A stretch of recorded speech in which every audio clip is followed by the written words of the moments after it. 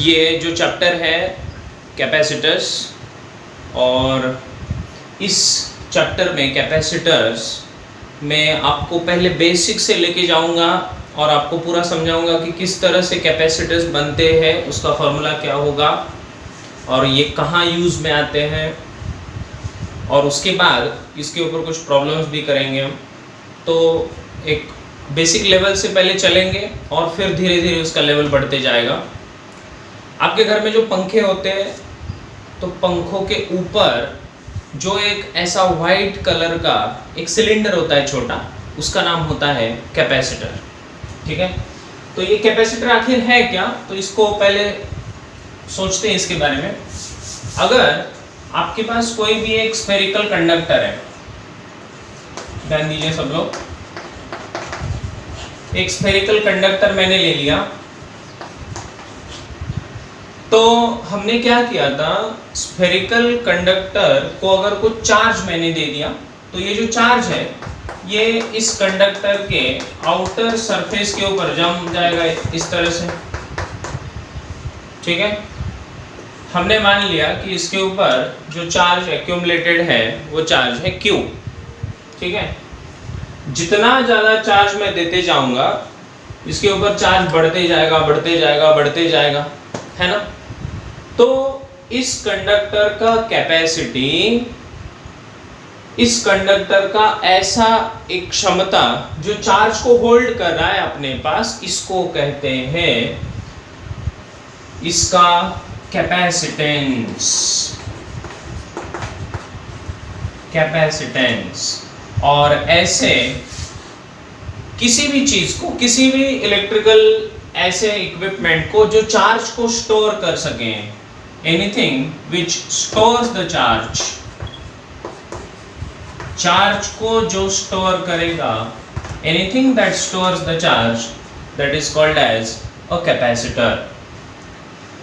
तो कैपेसिटर क्या है? कैपेसिटर का मतलब ऐसा कोई भी चीज जिसके ऊपर चार्जेस रिसाइड कर सकते हैं, जिसके अंदर चार्जेस स्टोर हो सकते हैं, इसको कहेंगे हम कैपेसिटर।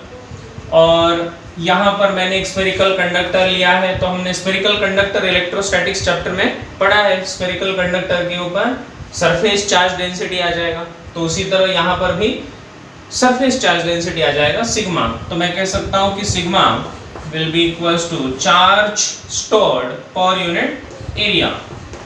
ये हो जाएगा इसका spherical या surface charge density। So anything which stores the charge is called as a capacitor। तो आप बोलोगे सर कैपेसिटर मतलब ये बहुत बड़ा इंस्ट्रूमेंट नहीं हुआ इसका मतलब, ये तो बहुत सिंपल सी चीज है। हाँ, ये सिंपल ही है। किसी भी चीज को जो स्टोर करे चार्ज को, उसको हम कैपेसिटर कहेंगे। तो क्या एक रॉड पर भी चार्जेस आ सकते हैं? हाँ, एक रॉड पर भी आ सकते हैं। तो क्या एक किसी प्लेट के ऊपर आ सकते हैं? हाँ, प्लेट के ऊपर भी आ सकते हैं, है ना। जैसे एक कोई लीनियर चार्ज ले लिया, तो ये इसके ऊपर भी चार्जेस आ गए, तो क्या ये कैपेसिटर है? हाँ। अगर एक प्लेट ले लिया हमने, ठीक है, इस प्लेट के ऊपर हमने चार्जेस को स्टोर किया, तो क्या ये भी कैपेसिटर है? हाँ, ये भी कैपेसिटर है। ठीक है, तो ये कैपेसिटर है। अब इसके अलग अलग तरीके होते हैं, इसके प्रकार होते हैं। सो उसमें सबसे पहला होता है स्फेरिकल कैपेसिटर। ये स्फेरिकल कैपेसिटर किस तरह से होता है, इसको ध्यान दो। क्या किया जाता है कि एक अंदर वाला स्फीयर और उससे कॉन्सेंट्रेट एक शेल लिया जाता है। ठीक है, एक ऐसा स्फीयर है जिसके ऊपर हमने पॉजिटिव चार्जेस को स्टोर करा दिया। ठीक है, किसके हेल्प से? हमने इसको जोड़ दिया बैटरी।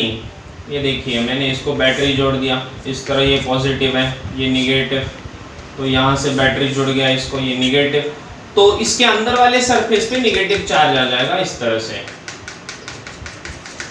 मैंने बैटरी की हेल्प ली और बैटरी की हेल्प से इसके ऊपर चार्जेस को मैंने स्टोर करवाया कुछ इस तरह से कि यहाँ पर पॉजिटिव आ जाए और ये निगेटिव मैंने बाहर वाले को कनेक्ट कर दिया। इससे फायदा मेरा ये हुआ कि ये जो पॉजिटिव थे ये इन निगेटिव वालों को पकड़ के रखेंगे इंडक्शन से, है ना। जितने भी पॉजिटिव चार्जेस यहाँ पर आपको दिख रहे हैं वो निगेटिव को होल्ड करके रखेंगे, या फिर उल्टा भी तो बोल सकते हो कि बाहर जो निगेटिव आए उन्होंने पॉजिटिव को पकड़ के रखा है। ये म्यूचुअल अट्रैक्शन के कारण इसका कैपेसिटी बढ़ जाता है ना। अकेला अगर ये स्फेरिकल कंडक्टर रहा तो इसके ऊपर रिपल्शन होते होते इसका कैपेसिटी उतना ज़्यादा बढ़ नहीं पाएगा, लेकिन अगर ऐसा अरेंजमेंट किया जाए तो इसमें अंदर पॉजिटिव है बाहर निगेटिव है, एक दूसरे के अट्रैक्शन से कैपेसिटी बढ़ जाता है, इसलिए इसको स्फेरिकल कैपेसिटर कहा जाता है। इसमें दूसरा होता है सिलिंड्रिकल कैपेसिटर। तो जैसे स्फीयर का वैसे ही सिलेंडर का, तो सिलिंड्रिकल कैपेसिटर एक होता है, ठीक है, सिलिंड्रिकल कैपेसिटर। अब ये सिलिंड्रिकल कैपेसिटर किस तरह होता है, इसमें एक अंदर वाला सिलेंडर और एक बाहर वाला कॉन्सेंट्रिक सिलेंडर। देखिए दो सिलेंडर है यहाँ पर, एक अंदर वाला सिलेंडर है, एक बाहर वाला सिलेंडर। अंदर वाले सिलेंडर को मैंने लगा दिया पॉजिटिव टर्मिनल, बाहर वाले को लगा दिया निगेटिव, ठीक है। तो इस तरह जब बैटरी कनेक्ट करूंगा पॉजिटिव निगेटिव, ये बन जाएगा आपका सिलिंड्रिकल कैपेसिटर, राइट। तो अंदर वाले सिलेंडर पे देखिए ना, अंदर वाले सिलेंडर पे पॉजिटिव चार्ज आएगा। किसी का तो माइक्रोफोन चल रहा है, जरा माइक्रोफोन म्यूट कर देना, डिस्टरबेंस हो रहा है यहाँ पर। तो अंदर वाले सिलेंडर का पॉजिटिव चार्ज रहेगा और बाहर वाले का निगेटिव चार्ज अंदर वाले सरफेस पे आ जाएगा, देखिए इस तरफ, ठीक है। तो ये पॉजिटिव चार्ज और ये रहेगा निगेटिव चार्ज, क्लियर। तो ये होगा आपका सिलिंड्रिकल कैपेसिटर, ये स्फेरिकल, उसी तरह से ये सिलिंड्रिकल। अब इसमें और एक होता है जो सबसे इंपॉर्टेंट भी है, जिसके बारे में डिटेल में भी पढ़ना है, इसका भी फॉर्मूला डिराइव करना है हमें, इसका भी फॉर्मूला डिराइव करना है, ठीक है, लेकिन करेंगे हम बाद में। पहले इसका तीसरा जो भाई है उसके बारे में सोचते हैं। अब ये तीसरा वाला जिसका नाम है पैरेलल प्लेट कैपेसिटर, देखिए पैरेलल प्लेट कैपेसिटर। अब ये पैरेलल प्लेट कैपेसिटर क्या होता है इसके बारे में देखते हैं। अगर मैंने कोई एक ऐसा प्लेट ले लिया, देखिए, और इसके सामने ये दूसरा एक प्लेट रख दिया, ठीक है, दो प्लेट्स मैंने ले लिए, ये एक प्लेट है, ये एक प्लेट है। ये पहले वाले प्लेट का एरिया और इसका एरिया, दोनों का एरिया मैंने ऑलमोस्ट सेम ले लिया है। इसको बैटरी से कनेक्ट कर दो और इसको भी बैटरी से कनेक्ट कर दो। अब क्या होगा, ये जो पहला वाला प्लेट है, इस प्लेट के ऊपर पॉजिटिव चार्ज एक्यूमुलेट हो जाएगा, राइट, और इस प्लेट के ऊपर निगेटिव चार्ज एक्यूमुलेट हो जाएगा, ठीक है। इस प्लेट के ऊपर पॉजिटिव चार्ज, इस प्लेट के ऊपर निगेटिव चार्ज, है ना। तो अब क्या होगा, यहाँ पर ये दो प्लेट्स के बीच, ये दोनों प्लेट्स के बीच इस तरह से चार्जेस स्टोर होंगे कि ये पॉजिटिव इस निगेटिव को अट्रैक्ट करेंगे, है ना, म्यूचुअल अट्रैक्शन रहेगा। क्या ये जंप करके इससे मिल जाएंगे? नहीं, ये जो निगेटिव चार्जेस हैं ये जंप करके इससे मिलेंगे नहीं, है ना। क्यों नहीं मिलेंगे भाई, ये निगेटिव है, इससे जंप करके इससे मिलना चाहिए क्योंकि अट्रैक्शन है, इलेक्ट्रोस्टैटिक अट्रैक्शन है। क्यों नहीं होगा ऐसा बोलो? इसका रीजन है क्योंकि निगेटिव चार्जेस ये बीच में एयर है, तो एयर में वो जंप नहीं कर सकते हैं, है ना। इनके पास इतना ज्यादा ताकत नहीं है कि वो एयर में जंप करे और एयर से पॉजिटिव की तरफ जाए, ठीक है। एयर को आयोनाइज नहीं कर सकेंगे बेसिकली। तो इसका मतलब यहाँ पर चार्जेस स्टोर होते जाएंगे, स्टोर होते जाएंगे, स्टोर होते जाएंगे, है ना। इसका इनडायरेक्ट मतलब ये हो जाएगा कि यहाँ पर पॉजिटिव चार्ज है और यहाँ पर निगेटिव है, तो दोनों के बीच में इलेक्ट्रिक फील्ड सेटअप हो जाएगा इस तरह से। ठीक है, देखिए यहाँ पर इस तरह से एक यूनिफॉर्म इलेक्ट्रिक फील्ड सेटअप हो जाएगा और इस इलेक्ट्रिक फील्ड ये ई बार जो होगा मैं लिखूंगा E bar is the electric field intensity, electric field intensity between two plates. ये दोनों प्लेट्स के बीच इलेक्ट्रिक फील्ड इंटेंसिटी यहाँ पर प्रोड्यूस हो जाएगा, इलेक्ट्रिक फील्ड। इसका मतलब ये भी तो होता है कि हियर एनर्जी, यहाँ पर एनर्जी स्टोर हो गया, energy stored in the capacitor. इस कैपेसिटर के अंदर एनर्जी स्टोर हो गया, क्योंकि जहां पर इलेक्ट्रिक फील्ड है वहां पर एनर्जी डेंसिटी होना चाहिए। Do you agree? इलेक्ट्रोस्टैटिक्स में हमने पढ़ा है जहां पर इलेक्ट्रिक फील्ड हो वहां पर एनर्जी डेंसिटी होना चाहिए, जिसका फॉर्मूला भी हमने पढ़ा है पहले, राइट?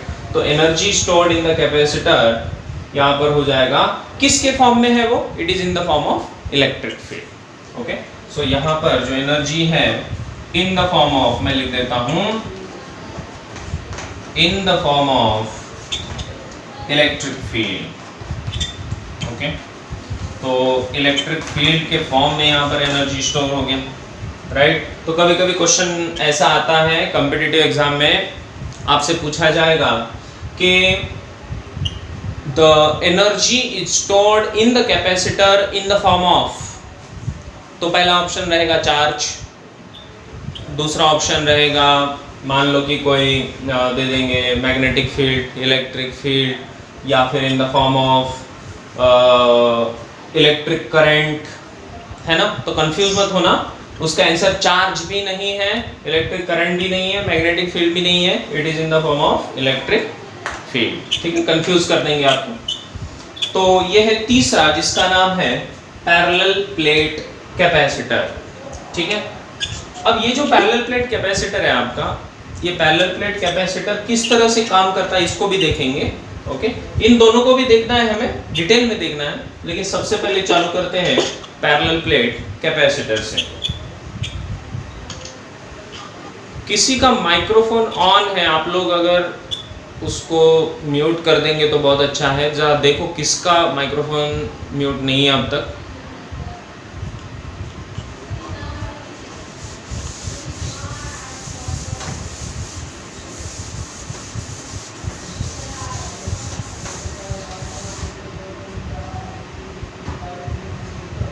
ठीक है, अब देखिए ध्यान दीजिए सब लोग। अब आगे बढ़ते हैं पैरेलल प्लेट कैपेसिटर में। यहां पर ऐसा मानते हैं कि ये जो आपका एक प्लेट है वो यहाँ पर ड्रॉ कर दिया मैंने, ये है दूसरा प्लेट। ठीक है, ये पहले वाले प्लेट को मैंने पॉजिटिव टर्मिनल से कनेक्ट किया, दूसरे वाले को निगेटिव टर्मिनल से। देखिए ध्यान दीजिए, तो इसके ऊपर पॉजिटिव चार्ज आया है, ये पॉजिटिव, ये नेगेटिव है। क्लियर? अब बात करते हैं कि ऐसा समझो कि इन दो प्लेट्स के बीच का जो डिस्टेंस है वो है d। ये दो प्लेट्स के बीच का जो डिस्टेंस है, द डिस्टेंस इज d, और इस प्लेट का एरिया है a। इनके बीच का डिस्टेंस है d, इस प्लेट का एरिया है a। तो अब मैं रिलेशन ढूंढूंगा। ये देखा गया कि जैसे जैसे इस बैटरी का पोटेंशियल भी आपने बढ़ाया, potential of this battery is V, और इसके ऊपर जो चार्ज स्टोर हो रहा है वो चार्ज है Q। अब ये पॉजिटिव चार्ज जितना होगा उतना ही नेगेटिव चार्ज होगा। Do you agree? क्योंकि पॉजिटिव चार्ज और नेगेटिव चार्ज एक दूसरे को पकड़े हुए हैं ना, और एक ही तो बैटरी से आ रहे हैं, इसलिए इक्वल ही अमाउंट होंगे। तो वो चार्ज है Q। ये देखा गया कि इस कैपेसिटर के ऊपर कितना चार्ज आप स्टोर कर पाएंगे, that charge stored is directly proportional to potential of the battery. ध्यान दीजिए, charge stored on the capacitor, ये कैपेसिटर है, ये पैरेलल प्लेट कैपेसिटर है, इसके ऊपर जितना चार्ज स्टोर हुआ ये किसको डायरेक्टली प्रोपोर्शनल है? पोटेंशियल को, पोटेंशियल ऑफ द बैटरी।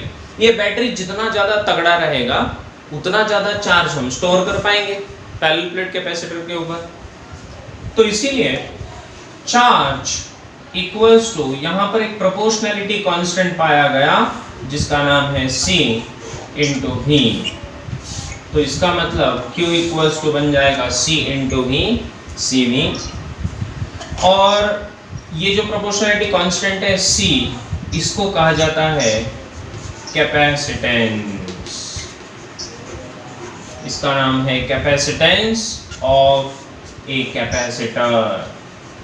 इस कैपेसिटर का कैपेसिटेंस है C, इसको प्रोपोर्शनैलिटी कांस्टेंट C कहा जाता है।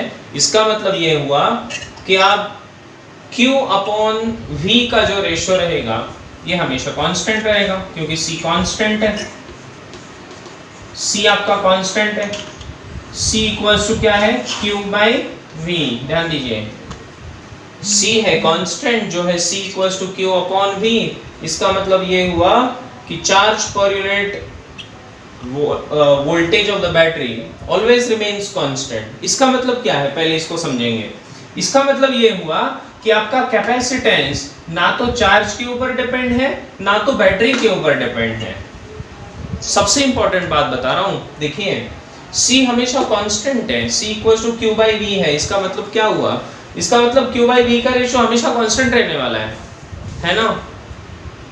ना तो आपका चार्ज, ये जो चार्ज है इसके ऊपर इसका कैपेसिटेंस ना डिपेंड रहेगा, ना तो वो बैटरी के ताकत पर डिपेंड रहेगा। It is completely independent. C will always be constant. और इसका जो SI यूनिट है, तो इसका यूनिट आप गेस कर सकते हो क्या? क्या होगा इसका यूनिट? चार्ज का यूनिट क्या होता है बोलो? कूलम।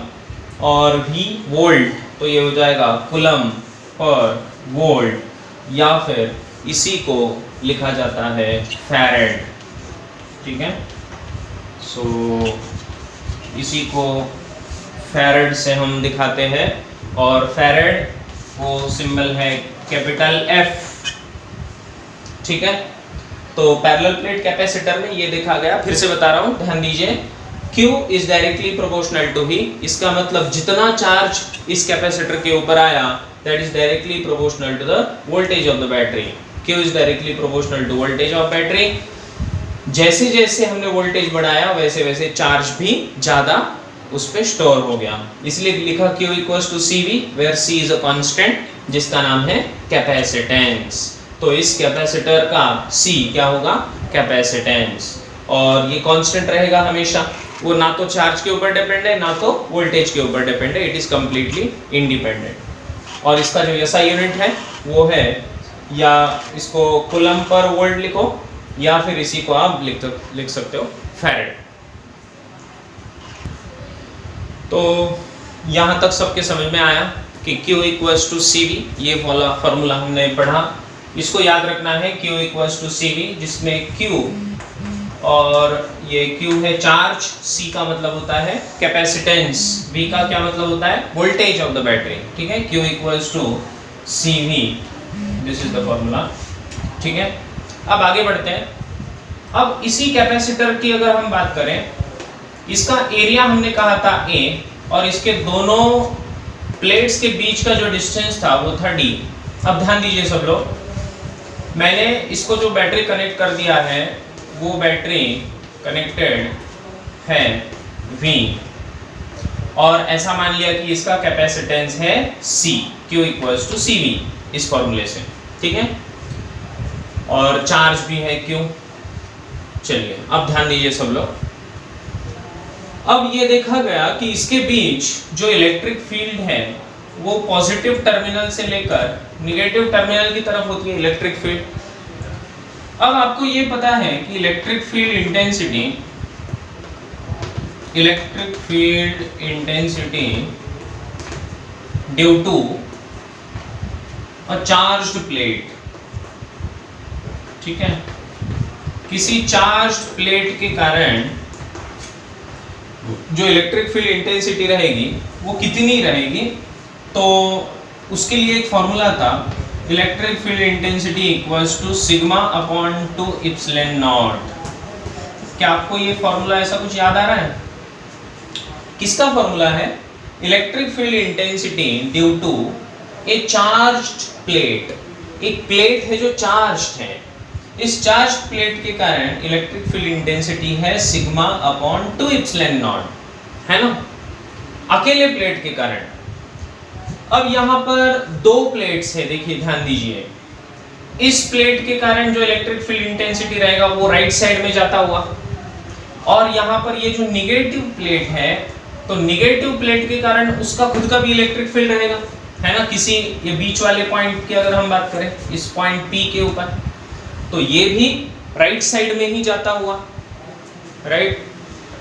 तो इसका मतलब ये हुआ कि अगर हम ऐसा करें कि टोटल इलेक्ट्रिक फील्ड जो रहेगा एट पॉइंट P वो रहेगा एक प्लेट की वजह से रहेगा sigma upon 2 epsilon naught plus sigma upon 2 epsilon not, दूसरे का दोनों का ऐड कर दिया मैंने। क्या दोनों का सिग्मा सेम है? हाँ, दोनों का सिग्मा सेम है। क्यों सेम है भाई? क्योंकि इसके ऊपर चार्ज Q है, इसके ऊपर भी चार्ज Q है, इसका एरिया A है, इसका भी एरिया A है, ठीक है, इसलिए दोनों का सरफेस चार्ज डेंसिटी सेम है। तो ये बना sigma by 2 epsilon naught plus sigma by 2 epsilon naught equals to कितना हो गया बोलो? ये बना सिग्मा अपॉन इप्सिलॉन नॉट, ठीक है। ये बना electric field inside the capacitor, this is the electric field inside the capacitor, कितना सिग्मा बाई एप्सिलॉन नॉट। अब ये सिग्मा क्या होता है?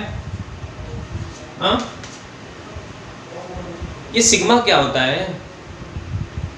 ये सिग्मा होता है चार्ज पर यूनिट एरिया।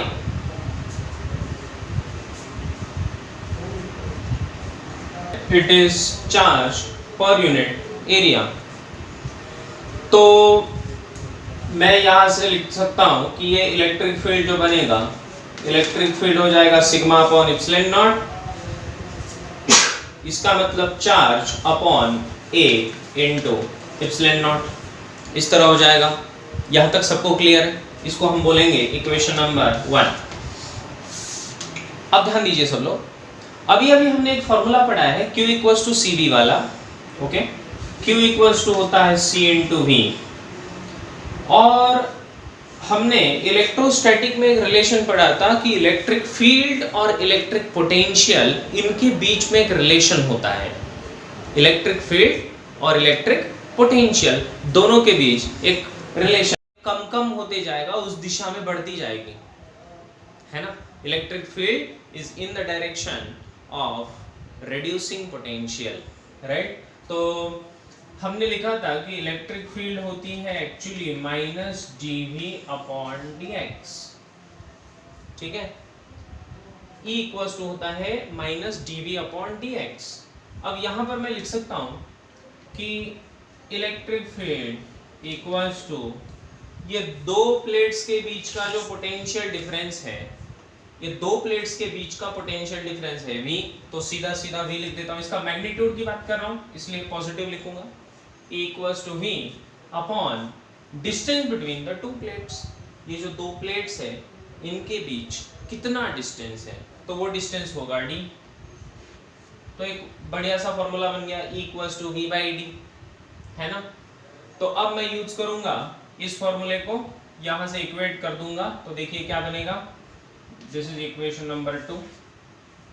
तो ये बनेगा E की जगह पर vacuum between the two plates. जब कोई मीडियम आ जाएगा तब मीडियम के लिए परमिटिविटी ऑफ द मीडियम, तब वैक्यूम की बात नहीं करेंगे, राइट।